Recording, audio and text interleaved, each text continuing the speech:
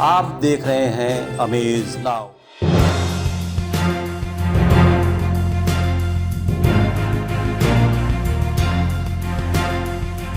वक्त तो लगता है ऊपर उठने में, वक्त तो लगता है ऊपर उठने में, सूरज ही सही धीरे धीरे उगता है। नमस्कार, आज के इस कार्यक्रम के साथ मैं सौम्या दीक्षित आप सभी का बहुत बहुत स्वागत करती हूँ, अभिनंदन करती हूँ। कहते हैं जहाँ न पहुँचे रवि वहाँ पहुँचे कवि। जी हाँ, कवि की मन की शक्ति इतनी तीव्र होती है कि वो कहीं भी पहुँच सकती है जहाँ तक आम आदमी की मन की शक्ति नहीं पहुँच पाती, और वो गागर में सागर भर देते हैं। जी हाँ, आज हम आपकी मुलाकात करवाने जा रहे हैं रीता गौतम जी से, जो कि एक साहित्यकार है, कवित्री हैं। तो आइए उनसे हम आपका परिचय कराते हैं और जानते हैं उनके बारे में। रीता गौतम जी, आपका हमारे आज के इस कार्यक्रम में बहुत बहुत स्वागत है, अभिनंदन है जी। बहुत बहुत नमन। आप लोग के मतलब जिस पटल पर आप लोगों ने मुझे बुलाया, ये मेरा परम सौभाग्य है कि आप लोगों की वजह से मुझे समाज में एक पहचान मिली और आगे भी मिलती रहेगी। बहुत बहुत धन्यवाद। हम अपने कार्यक्रम को आगे बढ़ाएं, उसके पहले हम अपने दर्शकों को बताना चाहेंगे रीता जी का परिचय क्या है, क्या क्या करती हैं आप? मैं एक शिक्षिका हूँ और शिक्षिका के साथ साथ एक कवित्री भी हूँ, गृहिणी भी हूँ, माँ भी हूँ, पत्नी भी हूँ, बहन और बेटी भी हूँ। समाज में एक स्त्री का जो स्थान होता है, ईश्वर के मतलब आशीर्वाद से वो सब हूँ। और मेरे अंदर जो कलम में लिखने की बात आती है, एक साहित्य की भावना, वो भी मेरे अंदर है। बहुत अच्छी बात है। और मैं ये कहना चाहूँगी आम लोगों के पास कि रीता जी के पास बहुत ज़्यादा जिम्मेदारी है, दोहरी जिम्मेदारी से भी ज़्यादा जिम्मेदारी है। ये बहुत ढेर सारी जिम्मेदारियों को निर्वहन करती हैं, बहुत ढेर सारे पुरस्कारों से भी इन्हें सम्मानित किया गया है। उसके बारे में इनसे पूछेंगे, लेकिन उससे पहले इनसे पूछ लेते हैं कि इनकी प्रेरणा स्रोत कौन है। जी, मेरी प्रेरणा स्रोत भारत की वरिष्ठ साहित्यकार महादेवी वर्मा हैं, और जो छायावाद की बहुत बड़ी कवित्री थी, बहुत महान। इनकी रचनाएं जो है, सबसे प्रसिद्ध रचना जीवों से संबंधित इनका गिल्लू पर था, जो गिलहरी थी, और एक प्यारी सी कहानी जो सबके मन को छू जाती है, बड़े बच्चों को, सबको।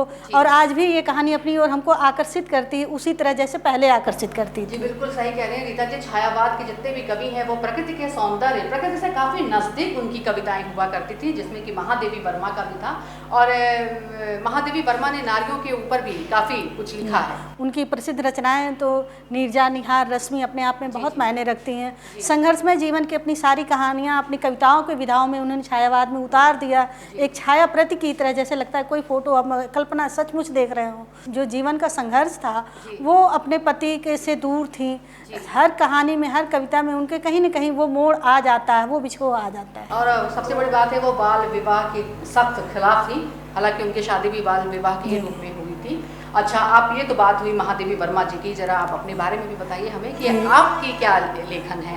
मैं वर्तमान में अपने समाज में जो देखती हूँ घटनाएं, जो मेरे ऊपर हों या समाज में अन्य लोगों के ऊपर हों, सबके ऊपर मैं लिखती हूँ। और मन में भाव आ जाते हैं, अपने आप आ जाते हैं वो भाव जो मेरे अंदर रहते हैं, उनको देख करके, और जो मेरे ऊपर होते हैं, उन भावों को मैं अपने कलम से उतारने का प्रयास करती हूँ। तो जो एक दो कविताएं आपने लिखी हैं हमारे दर्शकों को जरा सुनाइए। जी बिल्कुल, आपको अपनी जो समसामयिक विषय पर ये रचना सुना रही हूँ। ये मेरी रचना है जो कोरोना काल में, ये जो है मेरे अंदर एक ऐसा भाव आया कि हम प्रकृति के साथ जो छेड़छाड़ करते रहे, उसकी सज़ा हम ही सब भुगत रहे हैं और सबको भुगतना है, और भुगत भी रहे हैं। और ईश्वर ना करे आगे ये चले, कोशिश हम करें कि प्रकृति से छेड़छाड़ करना बंद कर दें और अपने आने वाली पीढ़ी को कुछ दें। तो मेरी कविता का शीर्षक है, हम गुनाह करते रहे, चुप रहीं खामोशियाँ, लुट गई ज़मी की असमत, छाई मदहोशियाँ। काटते रह गए जंगल, सजाते रह गए मकान, काटते रह गए जंगल, सजाते रहे मकान। नापाक हुई नदियाँ करते रहे अटखेलियाँ, नापाक हुई नदियाँ करते रहे अटखेलियाँ। हम सब चमन को छेड़कर, हम सब चमन को छेड़कर करके देखो तो कैसे हंसते झूमते बना रहे थे खूब रंगरेलियाँ। हम सब चमन को छेड़कर के देखो कैसे हंसते झूमते मना रहे थे रंगरेलियाँ। सह न पाई जब जब जमी वबा आई महामारी, बहुत बढ़िया, बहुत बढ़िया। सह न पाई जब जब जमी वबा आई, उठ न पाई डोलियाँ खामोश हो गई सहनाइयाँ, उठ न पाई डोलियाँ खामोश हो गई सहनाइयाँ। खोकर जवान बेटों की, खोकर जवान बेटों की बहुतों की देखो यहाँ, खोकर जवान बेटों की बहुतों की देखो यहाँ। कैसे खो गई हैं आज दुनिया से परछाइयाँ, कैसे खो गई हैं आज दुनिया से परछाइयाँ। कोई खोया माँ को, कोई अपने पिता को, कोई खोया माँ को, कोई खोया पिता को, हो गई हैं नज़ारों में हर तरफ बस तन्हाइयाँ, हो गई हैं नज़ारों में हर तरफ बस तन्हाइयाँ। आओ मिलकर दुआ करें, आओ मिलकर दुआ करें दुआ सभी के सुकून की, आओ मिलकर करें दुआ सभी के सुकून की। अब किसी को दर्द न हो, अब किसी को दर्द न हो, जैसी होती हैं बीमारियाँ, अब किसी को दर्द न हो जैसी होती हैं बीमारियाँ। ये कोरोना काल में मेरे अंदर एक ऐसा भाव उठा, वाकई में बहुत ही जो है दुखदाई दृश्य था। सब तरफ हर तरफ लाशों के ढेर लगे हुए थे और ऐसी स्थिति ईश्वर ना करे कभी आए संसार में कि चिताओं को जलाने के लिए लकड़ी नहीं मिल रही थी, उन्हें जलाने के लिए घाट नहीं मिल रहे थे सड़क और गलियों जी में। बिल्कुल, आपने अपनी कविताओं में इन चीज़ों को बहुत ही बखूबी ढंग से पेश किया है और ईश्वर से हम लोग ये चाहेंगे कि धरती खुशहाल रहे, सब लोग खुशहाल रहें। तो रीता जी, अगला क्वेश्चन मतलब आपसे हम ये पूछना चाहते हैं कि जैसे आप कविता लिखती हैं तो कविता में लिखने का एक होता है नैसर्गिक गुण होता है जो कि एक प्रकृति के द्वारा दिया जाता है, और एक होता है कि हम इंटरेस्ट रखते हैं इसलिए हम कविता लिखेंगे। तो आपकी जो ये कविता है नैसर्गिक तौर पे है या आपको लगा कि हमें कविता लिखनी चाहिए? नहीं, हमें लगता था ये कविता लिखनी चाहिए। नैसर्गिक नहीं मतलब हाँ। तो उसके लिए मतलब आपने चाहा कि हम लिखें कुछ समाज के लिए, अपने लिए, तो उसमें आप किन किन चीज़ों को ध्यान रखना पड़ता है कविता लिखने में? कविता लिखने को हमको समाज की हर एक चीज़ों को देखना पड़ता है। नहीं, समाज की हर एक चीज़ के साथ साथ क्या शब्दकोश का भी होना चाहिए? शब्दकोश होना चाहिए, बिल्कुल शब्दकोश ही नहीं रहेंगे तो फिर हम विचार होने चाहिए, विचार मनोभावनाओं को छूते हुए होने जी बिल्कुल हों, और जो प्रकृति से हों और हमारे जीवन का जो संघर्ष हो उसमें बयां हो, जी, जो जो हम जीवन में संघर्ष कर रहे हैं उसमें वो बयां हो। जी जी, यानी कि आपको जो है ये इस पे इंटरेस्ट है कि हमें लिखना है, समाज के लिए भी लिखना है, कुछ करना समाज है। को एक संदेश जाए। जी जी, मेरी रचना से समाज को एक संदेश जाए कि हम जो गलतियां कर रहे हैं कोशिश करें वो गलतियां ना दोहराएं हम। जी जी। इसके लिए आप जैसे कुछ लिखती हैं तो उसके लिए क्या कुछ सोचती हैं, कुछ कल्पना शक्ति होनी चाहिए? मतलब आप अपनी कविताओं में कैसे सारे भाव ले आती हैं, किस तरह से? ये भाव हमारे आसपास जो चित्र देखते हैं, दृश्य, हम उनको अपने मन में उतारते हैं और भाव अपने कलम में उतरते जाते हैं, लिखते जाते हैं। हाँ, शब्दों को थोड़ा पिरोना पड़ता है, जैसे मोती को माले में हम धागे में पिरोते हैं तब माला तैयार होती है। यही कहानी साहित्य का भी है कि हमें जो है साहित्य के जैसे रस छंद अलंकार को ध्यान देना पड़ता है, भाव को ध्यान देना पड़ता है। तो अच्छा, जैसे कहते हैं कि हम कोई कविता लिख रहे हैं, जैसे मान लीजिए हम ही हैं कविता लिख रहे हैं, तो हमारे पास हम इसको कैसे संगठित करें, हर एक चीज़ को कैसे, मतलब कोई जो आज की युवा पीढ़ी है कुछ लिखना चाहती है तो वो किस तरह से अपने भावों को शब्दों में कैसे बयां करे, जरा उसको एक चीज़ बता दीजिए। जैसे उसको अपने शब्दों को, भावों को लिखने के लिए कलम उठाएंगे तो जो हमारे जैसे रस छंद अलंकार हैं, जो दुख की विधा है, जैसे ये समसामयिक रचना मेरी थी कोरोना काल से, तो इसमें जो जो परिस्थितियां बीती समाज में उसको अपने आँखों से हमने देखा और उसको अपने कलम में, अपने भावों में उठाने का मैंने प्रयास किया। और इस तरह से सभी को लिखने का प्रयास करना चाहिए कि कोई भी लेख हो, कविता हो, कहानी हो, नाटक हो, कोई भी विधा हो, एक संदेश दे समाज को कि हमें क्या करना चाहिए। अगर गलतियां हो रही हैं तो हमें गलतियों से बचने का प्रयास करना चाहिए, ऐसा करना चाहिए मुझसे किसी को दुख ना पहुँचे। और एक चीज़ हम आपसे और पूछना चाहते हैं कि जैसे कि कल्पना है, इसमें स्मरण शक्ति और अपने प्रश्नों को कैसे हम बयां करें, शब्दों को जैसे बयां करें, आपने बताया इसमें। इसके साथ साथ आपकी जो समसामयिक घटनाओं के अलावा आप और किस पर कविता लिखते हैं? समसामयिकी के अलावा जो है हम लिखते हैं, जैसे वीर रस की कविताएं हैं, देश प्रेम की, देशभक्ति की रचनाएं हैं, और तमाम दिवस मनाए जाते हैं, पुत्री दिवस है, पिता है, उन सब पर भी, नारी पर भी मैं अपने भाव लिखती हूँ। एक नारी हूँ और नारी के दर्द को ना समझूँ तो संभव नहीं कि एक नारी होना भी संपूर्ण होगा। और तो यहाँ पे दो नारी बैठी हुई हैं। हाँ। और वुमेन्स नाउ का ये प्रोग्राम है और उसमें नारी के लिए कविता ना हो ऐसा हो ही नहीं सकता। तो रीता जी कुछ लाइनें गुनगुनाइए या बोलिए हमारी तो नारी पर मेरी ये नारी के ऊपर ये पुत्री दिवस पर मैंने लिखी थी अपनी रचना। तो आओ पुत्री दिवस मनाएं, आओ पुत्री दिवस मनाएं, सोचो अगर धरती ना होती करता क्या तब अंबर, सोचो अगर धरती ना होती, करता क्या तब अंबर, लिखता कैसे कोई कविता, धरती अंबर का स्वयंवर, लिखता कैसे कोई कविता, धरती अंबर का स्वयंवर। सूरज चाँद और सितारे, सूरज चाँद और सितारे, लगते कैसे कौन बताता, अंबर सोचो किसे सताता, कहाँ बरसते बादल। अरे ये धरती, अरे ये अपनी धरती है, वो सारे दुख सुख सहती है, जो जगत जिसे कहता है बेटी, कुछ कहते हैं इसे प्रकृति।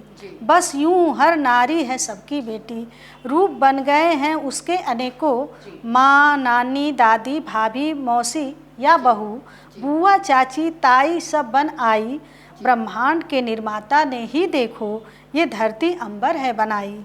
कहती मैं भी एक बेटी इस जग में, कहती मैं भी एक बेटी इस जग में, हो सबको बिटिया बेटी दिवस की बधाई, हो सबको बेटी दिवस की बधाई।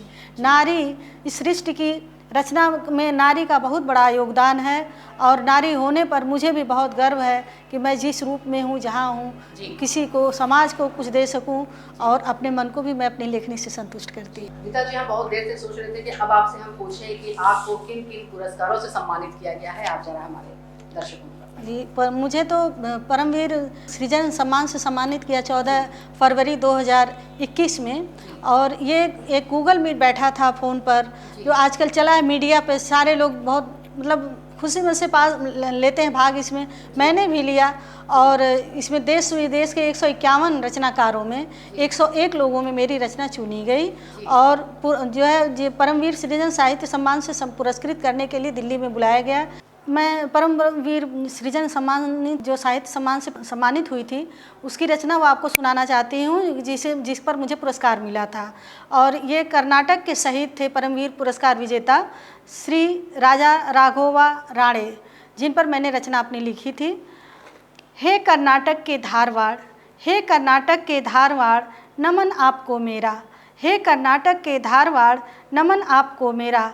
जहाँ जन्म लिया एक सूरज ने, जहाँ जन्म लिया एक सूरज ने 26 जून सन 1918 में, जहाँ जन्म लिया एक सूरज ने 26 जून सन 1918 में, भारत को दिया नया सवेरा, भारत को दिया नया सवेरा। कदम न पीछे आपने फेरा, रस्ते टेढ़े मेढ़े और सुरंगे, रस्ते टेढ़े मेढ़े और सुरंगे, आई कई अनगिनत बाधा, कर दिया आपने असफल अपने साहस से, कर दिया आपने असफल अपने साहस से दुश्मन का इरादा। युद्ध समय दो साथी हुए शहीद, युद्ध समय दो साथी हुए शहीद, पर मन न आपका कांपा, पर मन न आपका कांपा। बिन कुछ खाए बिन कुछ पिए रहे डटे 72 घंटे, बिन कुछ खाए बिन कुछ पिए रहे डटे 72 घंटे। बिकट बहुत थी बाधा, बिकट बहुत थी बाधा। सूझबूझ दे साहस का परिचय, सूझबूझ दे साहस का परिचय, अचूक निशाना साधा, मिला परमवीर चक्र का ताज, मिला परमवीर चक्र का ताज। हम भारतीयों को गर्व आप पर और बहुत है नाज, हम भारतीयों को गर्व आप पर और बहुत है नाज। ये मेरी कविता थी जिस पर मुझे पुरस्कार मिला था। जी, तो आपने इतनी अच्छी उपलब्धि हासिल की, इसके लिए आपको हमारे अमेज नाउ टीम की तरफ से बहुत बहुत बधाई, बहुत बहुत शुभकामनाएं। आप ऐसे ही आगे बढ़ते रहिए, हमारे देश हमारे समाज का नाम रोशन करते रहिए, ऐसी हमारी इच्छा है और हम ये चाहते भी हैं। और देखिए रीता जी, हम आपसे बात तो बहुत कुछ करना चाहते हैं लेकिन समय नहीं है। आपको फिर अगली बार आप आएँ और हमें बताएं, मार्गदर्शक हम लोग की तरह काम करें। और इसी के साथ हम आपको बहुत बहुत धन्यवाद देते हैं कि आप अपना कीमती समय निकाली और हम लोगों के बीच आएँ और हम लोगों से बातचीत की। तो दर्शकों, हम आपसे गुजारिश करना चाहेंगे कि अगर आप भी कविता लिखते हैं, शेर व शायरी लिखते हैं और आप मंच चाहते हैं तो अमेज नाउ आपका इंतज़ार कर रहा है। आप आइए, अपनी कविता को लेकर के मिलिए और अपने यहाँ आइए और बातचीत कीजिए हमसे, और फिर आपसे कुछ ऐसे ही कवित्री और कवि से आपकी मुलाकात कराएंगे। फिर मुलाकात होगी, तब तक के लिए सोमनाथ दीक्षित को दीजिए इजाज़त। नमस्कार।